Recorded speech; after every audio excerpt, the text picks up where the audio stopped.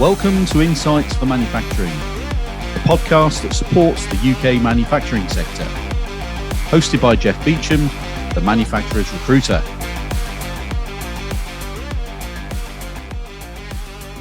Hello and welcome to Insights for Manufacturing. I'm delighted to welcome my guest today, Keith Ridgway, OBE and CBE, who is Senior Executive for Manufacturing at the University of Strathclyde. Welcome to the show, Keith. How are you? Good morning. Very well, thanks. Okay.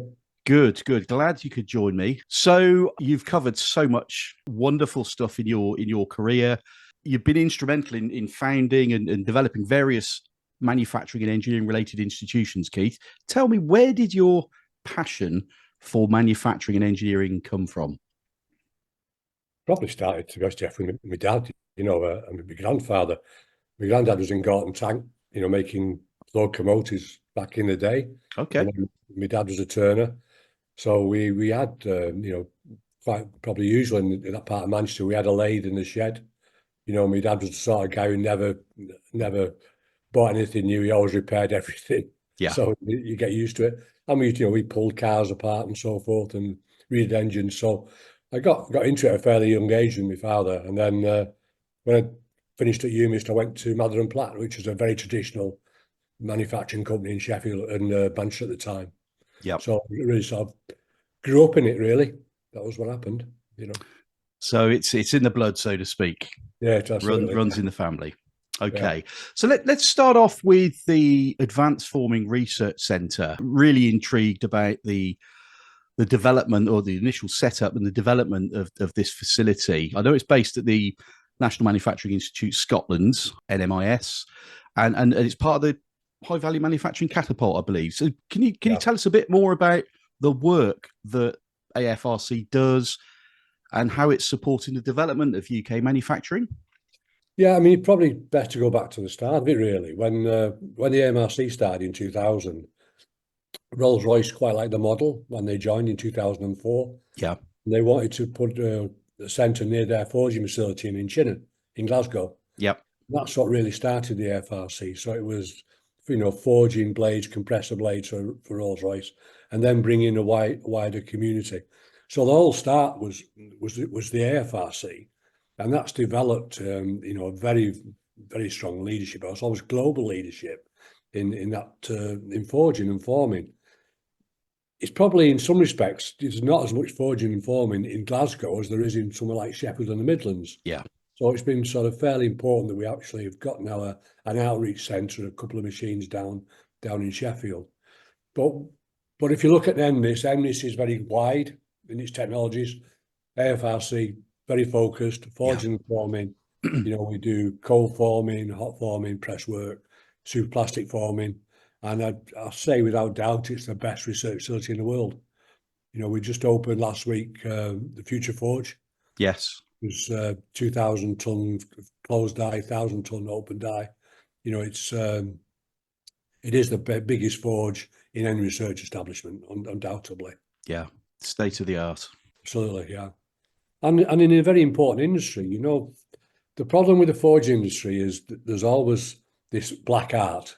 Yeah. For years we've had a black art. If we can't understand it, it's black art. We're actually unpicking the black art, making sense of it, process modelling. And that's the important role probably in British industry and globally, is to understand forging and forming better. But it's still a very important process. Absolutely. And it covers such a wide range of industries, doesn't it, really? Heavy engineering, forging and casting, really. But, we're talking about forging at the moment. There's so many, structures, machine parts, componentry that is produced through the forging process, and people outside of manufacturing, and sometimes people outside of being involved directly in forging, probably it goes under the radar sometimes. It's almost like a bit forgotten. Well, I think it's probably it's sort of blacksmithing, it's hot metal and hammering, Yeah. But if you want any high integrity part, then it's got to be forged. So all your air engine components will be forged, your landing gear will be forged, nuclear reactors, be forged. So knees, everything is, artificial knee, new knees and Yeah. medical parts, it's all forged. If you want high integrity components, the good microstructure, it's got to be forged, really. And this, and for anybody that's not sort of into metallurgy and maybe, you know, doesn't understand the sort of the makeup of materials, if you like, this is what you're talking about. And I'm not an engineer, but my interpretation is this is all about the properties of the material. So the forging process is either it's making something stronger, it's making it more dense, it's giving it that sort of hard wearing, durable sort of property. If that's how you know, I'm It's a good describing way it of in layman's explaining terms. Good way to explain it. I mean, it's working the material, taking any faults and, micro cracks out of it. It's changing the properties and the microstructure. Yeah, It's making it very strong, and that's why it's using these high integrity components. yeah. So AFRC, a really important part of what's going on right now in UK manufacturing, but also we need this expertise, and we need the sort of skill. We'll go on to skills in a bit, but we need the sort of forging knowledge, the know-how, and the the skills coming into industry to keep up with what the demands of our country are going to be in the future as well. We can't get by without forging, can we? No, absolutely not. No, no, it's been around forever, and it'll be around forever, I think. Yeah, yeah, And it's almost intrinsically linked with things, like nuclear power and defence or aerospace. That's where you find forgings. yeah. So going back to the National Manufacturing Institute Scotland, NMIS, I know they recently won Architectural Excellence and Development of the Year Awards at the Scottish Property Awards. Can you Yeah. tell us about your involvement at NMIS, Keith, and what impact is NMIS having on the development and success of UK manufacturing? So I took over AFRC in 2016, Yeah, and up in Glasgow, and you went out to meet a number of local companies and say, "How you work with AFRC?" No, never heard of it, and it was the best kept secret in Scotland. That was because its partners were, Boeing, Rolls-Royce, Bifrangi from Italy, yeah, Time in the US. They're global companies, but working with local companies or regional companies in Scotland, it wasn't having an impact really, to be honest. So we thought what we needed was a wider ranging facility, and at that time you could see coming forward was digital was having a bigger impact, data analytics, yeah, and so forth. So we said really we needed three things. We need a digital factory in the future, which would bring and demonstrate and be able to build, digital enabled processes. We need a skills academy because there was a lack of people with those sort of skills yeah, in industry at the time. And in all these places, the most valuable thing you can have is a space with nothing in it. And we call it a collaboratory. yes, And that's where you can bring parts in or processes in from a company and set them up and fail quick, and improve it and go again and have space to do things and trial things. So it was the intention was that would have the three things. Now, the other thing that we wanted in Scotland and the Scottish government, and fair play to them really, was they wanted to have an iconic building to say Scotland's about manufacturing, we're supporting yeah, manufacturing. And so that was a big factor. And we're right near the airport. We're really handy for the airport, possibly too near the airport for taxi drivers. So get a £2 trip, yeah, But we're right near the airport. We've got a good catchment area around Glasgow. So we're in a good position. The building is purple to represent the heather of Scotland. We've got, I don't know how many solar panels. We're BREEAM excellent. We take waste heat for our heating system. yeah, It's very open, very airy. We're just about in time with COVID to adjust the internal a bit to make it more post-COVID friendly. So okay, more meeting rooms and meeting spaces. So it's a very nice building to work in. The working environment, absolutely tremendous. This is about the fifth building that I've been involved, having a say in the design of it. And I think they say every time you build a house, you improve on the design, and I think it's a bit the same, really. And NMIS is, I think, the best building we've ever built. It's fantastic. yeah. And what is NMIS involved in at the moment that's of note that that may be of interest to the wider manufacturing listeners? What are you sort of what have you got your teeth stuck into at the moment at NMIS? Uh, Quite a lot of remanufacturing. That's Okay. quite a growing area. Remanufacturing, reworking, recycling. That's becoming a big area Yeah. in Scotland, particularly around aerospace. Okay. Taking aerospace components and reworking them. Quite a lot about around machining. Probably our most prolific thing at the moment is discrete event simulation, modeling new factories, new factory layouts. Yeah. We're starting to think about more productive factories, moving to better, more modern workspaces than they'd had before, Yeah. join innovation districts. So quite a lot of work on discrete event simulation, modeling, modeling of the work streams. A lot of work through the Manufacturing Skills Academy on upgrading digital skills with people, Okay. helping to understand, companies that collect data, what they can do with that data. Yeah. So those sort of projects, and then few lightweighting projects, composite recycling. Lightweighting projects are interesting, reducing the weight of things like foundation beds on machines on ships. So you Okay. can actually, reduce the weight on those. Super plastic form is a big thing with the forging centre as well. Yep. It's a big area for us. So quite a lot of projects. Probably one of the most successful ones we did was with one of the whiskey companies, Yep. which was increasing the fill rate of the barrels and increasing the amount you can put in a barrel. And we could get an extra 5% in with building digital twins. And Yep. 5% when you fill in 1 million barrels is a big saving in barrels. Absolutely. Yeah. It's a big saving it's a big saving in storage space for 12, Yeah. 16 years, Yeah. So you've very low cost project and a very big impact. And a lot of distilleries in Scotland, so I guess There's there's lot of that, a yeah. huge potential for that to be rolled out. That's it. I'm going to try and sample them all, to be honest. I'll be there with you, I think. Yeah, absolutely. Okay. So moving slightly more southernly from Scotland down to Wales, you're also still chair of Industry Wales, I believe. Yeah, yeah. And Years. the high value manufacturing catapult office in Baglan is actually the seed for a new national manufacturing institute Wales. Is that right? It is, yeah. Okay, so Small. how's that come about then, and what are the sort of main aims for the Welsh manufacturing? Well, when I was at AMRC, we started the AMRC company up at Broughton. Yeah, Was really to support Airbus and Wing of Tomorrow, and then also brought in a lot of work around local SMEs. A lot of them are in that area, food and drink, although there's potential for nuclear, going forward. yeah, Not a lot in the south, but there's a lot of smaller innovation assets. I think it's about 47 at one time around Wales, mm, scattered around Wales. But very no catapult other than the one in the Broughton.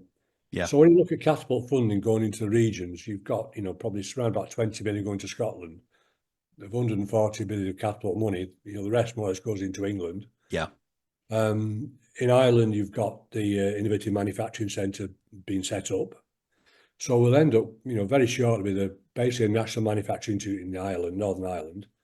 We'll have one in Scotland. We'll have a number of catapults in England, and we'll yeah, have nothing in Wales. So the idea was, well, Wales needs to get more innovation funding in. It needs a focus to bring all the assets together. yeah, And one of the main industrial areas, obviously, is that South Wales, Newport Talbot area, and Baglan was a site that was available. So Catapult put you'd say a temporary site, starter site there, which all the Catapult centres can use. But ultimately, the intention is we will go to a National Manufacturing Institute of Wales, and perhaps become in a redesigned Catapult one of the major centres. yeah. Yeah. And there's a lot of potential for growth in manufacturing in Wales, isn't there? I mean, it's often places like the northwest, the Midlands in England.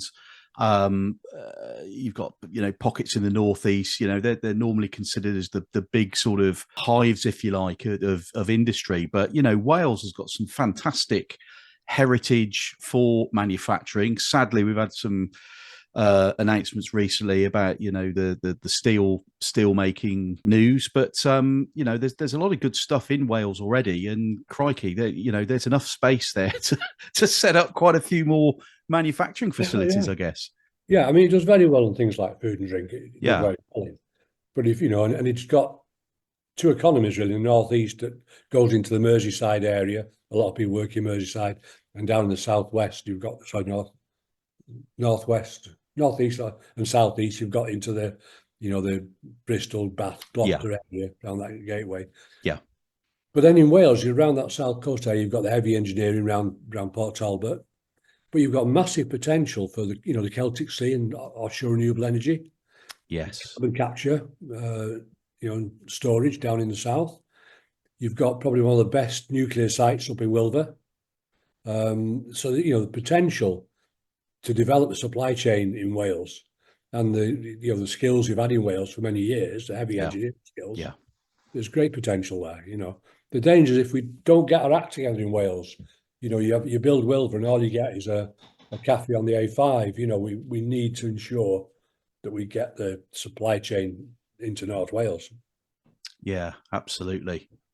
So how far is this down the road of this HVM office has been set up? I mean, are there any sort of timescales, being bandied around, about having a National Manufacturing Institute Wales, or are there any, firm commitments to that? Or It's been announced that we will have it. okay, Announced that they will have they'll move to it. It's how fast it moves. yeah, And we've got probably in the first years of a 5 year, maybe the second year now, of a 5 year commitment to catapult. But things could change drastically in the election. And they may go more regional with the catapults, in which yeah, case it could accelerate things. So I guess we may be about 5 years away from having a fully operational National Manufacturing Institute of Wales. But saying election may accelerate that by 2 or 3 years. yeah, yeah. Keith, I know one of your other passions is the reinvestment into UK heavy engineering, and as I sort of alluded to earlier, we've all heard about the closures at Tata Steel, but it's not just steel making that we need to sustain and invest in, is it? What are the impacts today for the future of the decline in our wider heavy engineering heritage, Keith? I mean, heavy engineering is intrinsically linked to climate change. Yeah, So if you want to go to climate change, we want nuclear power, specifically. That's heavy engineering, and that's mainly focused around the north, so Sheffield and maybe up into the northeast. If you look at wind turbines floating offshore wind, you're talking of floaters. Each floater will be probably 3 cylinders, 35 meters high, 25 meters diameter. 6 or 8 inch plate. You're mixing the units up there, but that's the way I think really. Where have we got that capability to bend and weld that steel? Where are we going to get the steel from? Where are we getting the steel for the nuclear reactors? Defence we're building up. With AUKUS, the submarines. yes, Programs are going up. So heavy engineering is very much back on the agenda, but we lost a lot of it. We lost a lot in particular north, and that move to finance and services away from heavy engineering. The price was paid by the north of England, Wales and Scotland. Who paid that price, losing those industries. And I mentioned right at the start, my grandfather was at Gorton Tanker, making some of the biggest locomotives in the world in the time, And then we had Doncaster and things at Derby. We lost all that, and we replaced it with Hitachi and Siemens and so forth. But a lot of these, we're screwdriver industries really. We're assembling things that have been made outside. We should never have let our train industry go, and we should invest in it, and we should invest now. And it'll be the same in defence. We need the big investments in defence. yeah. And you can see that happening now. People are getting nervous, and we'll start to invest more. Yeah, I suppose it was good news for our sort of defence manufacturing, with the the MOD stepping in and taking Sheffield Forge Masters in house, if you like. We've just got to have that capability, especially with all the geopolitical stuff that's going on around the globe. Yeah, it's pretty scary thinking that if push comes to shove and we need to look after ourselves better in whatever shape or form that is, we need skills to do that, skills and capability. So it's not just feeding ourselves and building cars and the nice things that people want. It's looking after ourselves as a country, as a collective, and that means defending ourselves, being able to communicate, infrastructure. Yeah, it's just it's not just about today, it's about tomorrow, isn't it? All the time. And we're playing catch up now, aren't we, for all those things that we've lost? Yeah, I mean, it's national security, defence, and it's energy security. Yeah. We have to, if the lights go out, people get very unhappy. We know that. Yeah. And chaos. It's absolutely chaos. And I think we don't realise sometimes that when we talk about energy, we confuse it with electricity. And it's sort of like about 20% of it is electricity. Yeah. But the other energy, domestic heating, vehicles, all that type of thing is if we go to electric cars, we need more and more electric power, which is more and more nuclear power stations or more and more offshore and more grid connections, more transformers. Yeah. These are big, heavy engineering jobs, we've lost, on the nuclear, it's interesting, we're in a position with Forge Masters, thanks to the MOD investment, to really support the nuclear island. But, when I was young, I was at Kennedy and Donkin in Manchester, we worked with Parsons steam turbines up in the northeast and GE and Metrovix down in Trafford Park, which was, fantastic place. They've gone. Yeah. So we'll be buying turbines from Germany or Sweden because we let those industries go. We should not have done it. Yeah. And I was saying to somebody just a couple of weeks ago, when I finished university, within 12 miles, we had Metrovix, GE, we had Broadheath, we had Kearns Richards, we had so many companies around the area I lived within 12 miles. Yeah. They're all gone now. Yeah. All heavy engineering. Yeah, it's a shame. All the more reason for us to keep having this conversation and talking up the need and stoking up the passion for it, really. And talking about passions, another one of yours is it's future skills and training. We know the UK is way off meeting the skills needs over the short term, let alone the medium and the long term.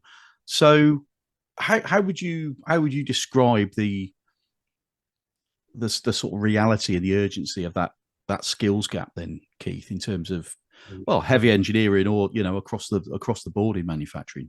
I mean, it's very hard to be optimistic about it, to be honest. That's true. I mean, the number of engineers coming out and just taking apprenticeships isn't keeping up with the number of people retiring, going into those sort of industries. So I think it was about 59,000 a year short of what we need. But if you start talking nuclear and offshore, talk about 40,000 welders and things like that, which we're not doing. Yeah. Sheffield, we've 7,000 people who are, skilled forgers, and 50% of those we lose in the next 10 years. Yeah. And we can see no pipeline, And then if you look at all those things, those are traditional industries where we're losing people because it's not quite as attractive as it was. Then you've got electric vehicles coming through, you've got hydrogen, you've got all these new technologies, offshore renewables and so forth, solar panels. You've got new jobs, you've got digital, more and more digital, robotics, more and more automations. You've got lots and lots of jobs being created that are new jobs, and still lots of old jobs. You still need turners, fitters, welders. Yeah. So we've got a severe problem, and I think we've got to change very fundamentally the way we train. So we're not going to meet it from the 16, 17-year-olds. I mean, they're great, encourage 16, 17-year-olds into industry. Yep. But I think we're going to have to do a lot of retraining, reskilling, upskilling, maybe thinking more like the dilutee programs they did during the Second World War, where you train people perhaps to do butt welds or saddle welds, not complete welders, and gradually change over time. Yeah. Think a little bit differently, So you can plug the gaps that are needed rather Yeah, than teaching a sort of broad curriculum, or and then you're a broad brush welder, or you're an expert in all of these things. It's training people for the gaps that we've got now, and then maybe sort of adding to those yeah, moving absolutely. forward. Things are changing. I mean, we talk about future skills. We probably don't even know what they are. I mean, as I finished in the university in 73, and we say Mathers, we had quite a big drawing office, and we used slide rules. Yeah. We didn't have calculators till later on. And I remember a guy we went for lunch, and he came back and he called everybody over. He said, I put this number in my calculator before, and Luke, it still remembered it. And, but we hadn't, and all those things, CNC machines, automation, robotics, have all come in.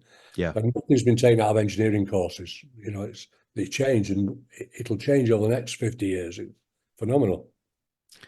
Yeah. Well, some of the some of the kids that are in school at the moment, in primary school and sort of early sort of senior school, will end up doing jobs with perhaps manufacturing processes that haven't even been invented yet. With new materials. It's mind-boggling to know.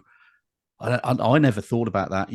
When I left school, or even since then, up until recently, because I think it's the sheer pace of technology, isn't it? The last sort of 25 years, I think there's been almost like a vertical shift.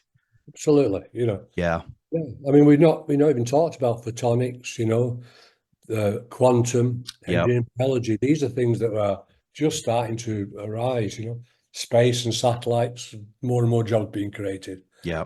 We never have thought of these things probably 10, 15 years ago. Absolutely. But going back to what you said earlier, though, despite the technological advancements and these new Yeah. um, processes and technologies, we still need heavy engineering. We still need some of the older and traditional skills and manufacturing processes. We're not just going to be able to go. You can't just go digital with everything. We still need. No, We're still going to need CNC machining. We're still going to need welding and forging and bending and all these sort of things. And maybe, and I'm a big fan of technology, by the way. I love automation and robotics, and I do think that must play a part in plugging some of the skills gaps that we've got across the country. Because without that, I think we're definitely snookered. But I think sometimes there's too big an emphasis on modern technology, and I think that's pushing maybe the youngsters, the parents, some of the schools that's where it all needs to be. Where, well, actually, no, we can't get rid of the stuff we've been using for the last 50 to 100 years. We still need all of that. So I guess it's like anything in life and business. It's about balance, isn't it? How do you make sure that you've still got enough skills in the right places? It's all right, everybody chasing this golden goose or the next golden goose, whatever it might be. There's AI, there's, as you say, electric vehicles and renewables, and there'll be something else in another 10 years' time and something else after that. But we still need to be, people have been building things on this planet for thousands of years, haven't they? You go back to the pyramids and, before that. And in another 200 years, we'll still be building things. So Yeah. we've got to stay a little bit grounded, haven't we, in basic engineering principles. Yeah, I mean, renewables very exciting, but Yeah. Plate bending, welding, forging, gear cutting the cells and electric motor drives and massive big carbon fiber and glass fiber blades that also have got to be at some point taken down and destroyed or recycled. So all these things just continues, but you get developments, but nothing drops off the bottom end. Yeah. Nothing replaces forging, doesn't replace welding. Still Absolutely. there, a lot of it. So no, we have neglected heavy engineering, and I keep saying the north of England's paid the price. And when you talk about levelling up, all these things, when we lost the pits and so forth in the north and around Yorkshire, it was the other supply chain industries, other heavy engineering that was around that went to, Yeah. and the skills that went, Yeah. So it has badly damaged the north of England, but it will come. It'll have to come back. We'll have to, you know, build up our energy resilience, really, Yeah, and indeed our supply chain resilience. The way things are going, we need to make much more in the UK. And you can see that in the absolutely. US, with the Inflation Reduction Act in the US that Biden brought in, a lot of reshoring of American work, and it's had a massive impact in the Rust Belt. Yeah, And that's the sort of thing that we need to do in the UK, really. absolutely, 100% behind that. I'm, pleased to feel and to know, I suppose, that reshoring it is actually a thing. 10, 15 years ago, there was talk about it'd be nice to bring more UK manufacturing back, but it's all a bit of a pipe dream.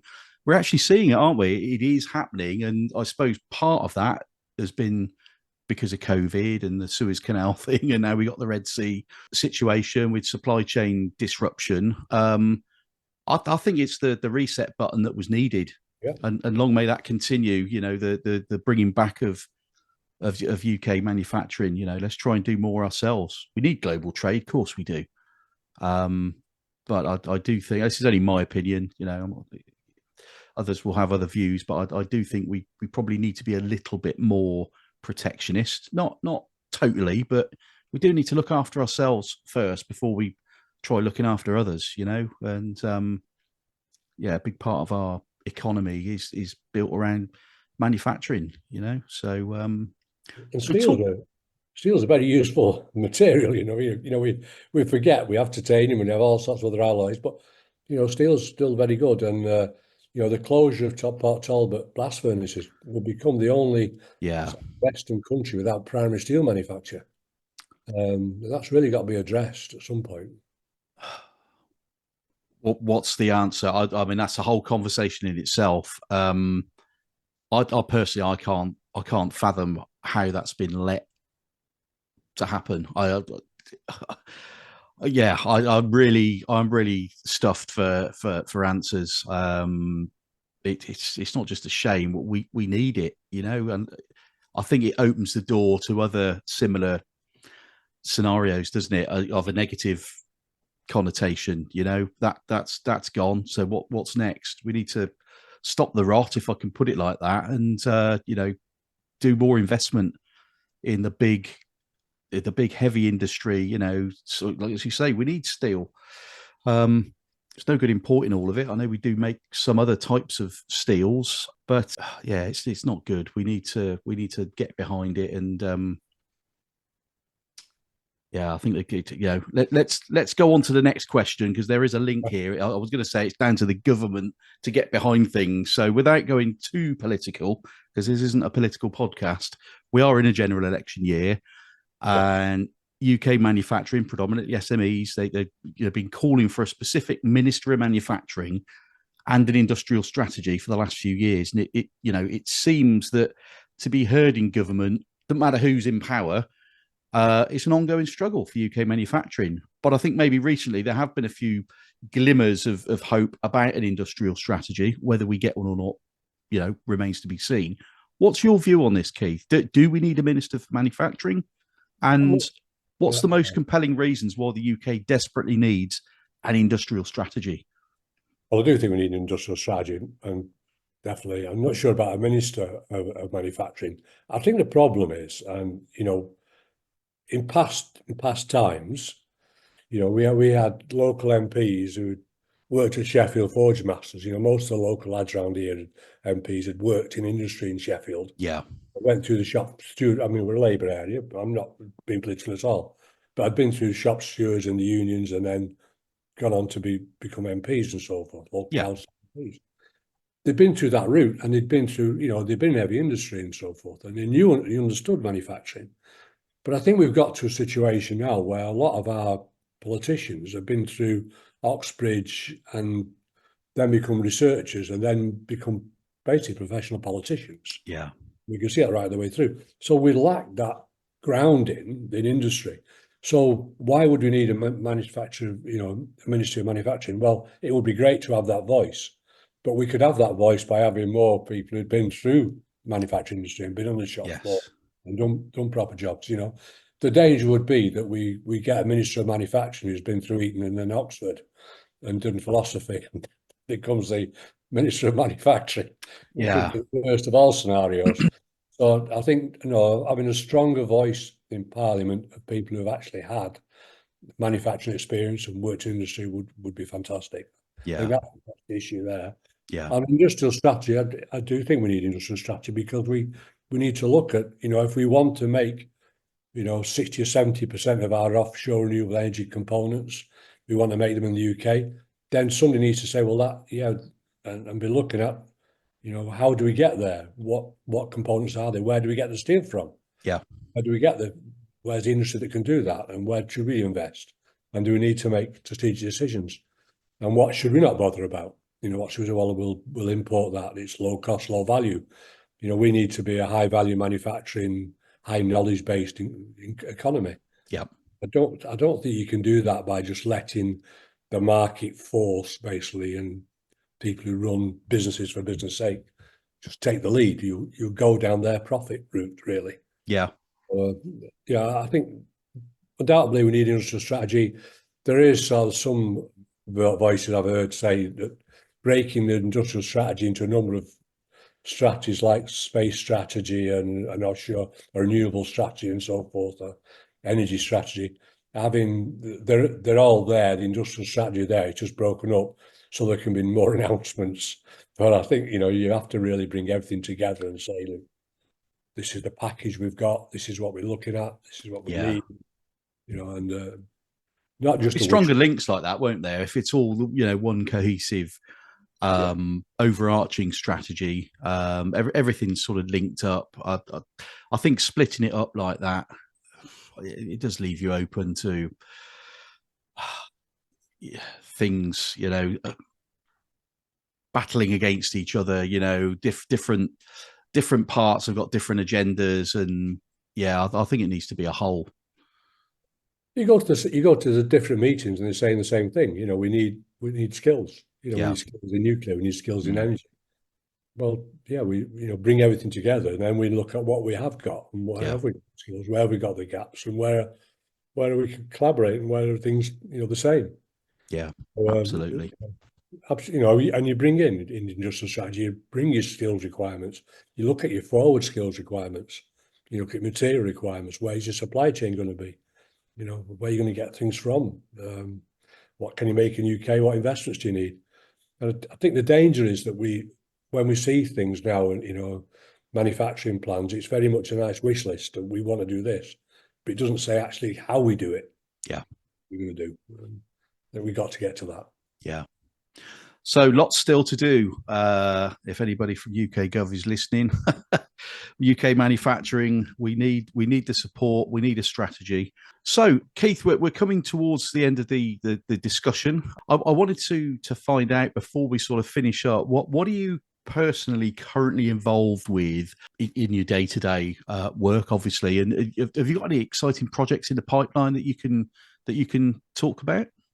Yeah, I'm working up in Scotland. Obviously, a lot now on the northeast, energy transition up in the northeast around Aberdeen. Some work in textiles around Dundee. Okay. Some very good companies around there into particularly advanced technical textiles, which is sort of a northern industry as well. In Sheffield, we're very aware of this problem in forging, the skills shortage, and where are we going to go in the future, and really trying to build a forging industry for the future. Yeah. So we've got a big proposal in with the local authority on the investment fund, and probably eventually into Whitehall, for a forging and forming accelerator, which will be quite a big investment. Probably talking of 100 million investment in total. Yeah. Around Sheffield, and we're combining that with a small modular reactor centre of excellence. So we're trying to ensure that we sort of, corral the small modular reactor manufacture into the UK. Yes. And support people like Rolls-Royce to make the particular nuclear island parts, the critical high value items. So build off that, Yeah, these small modular reactors are great. I personally think they'll be, they're what we need, but we don't want to have the technology and then get it all built somewhere else for us to just assemble and commission here, do we? You know, we want to be doing that here, don't we? And that's really the tail of the tape, isn't it? Well, we say we're number one in wind turbines. We're number one buyer. We buy from Germany, Denmark. That's what we do. We buy. We don't want to be number one in small modular reactors, buying from the US and Germany or Korea. We have the opportunity to make in the UK. Yeah. And I think they are going to happen. I mean, the cost of the big reactors is 40% at least is the cost of finance. Yeah. If you take that out and make them more manageable, and you can put them in bits and grow them gradually, I think it becomes quite exciting. And then you can start taking learning curve and taking time out. So I think we're one of the only places. I think there's 2 big manufacturing facilities in the UK that I know of. Renfrew's got a place there, and then we've got in Sheffield. We had the old Davy Markham site. Yes. Big craneage, 400, 500 ton crane. The big pit, you could assemble things. You could at least do the first few in Sheffield, and then perhaps go to the outer regions of Sheffield and build a purpose-built plant. But I think, building small modular reactors to, if you want 24 gig by 2050, that's the ambition. You need to start moving on it. And, again, that's another thing I'd say for politicians. If we need an industrial strategy, we need to think about when we're going to do things in nuclear and make some decisions. Yeah. If we don't, we could get overtaken by technologies. Absolutely. As you say, energy security. It's important. It matters to all of us. So fingers crossed, we'll see that unfold in a positive way.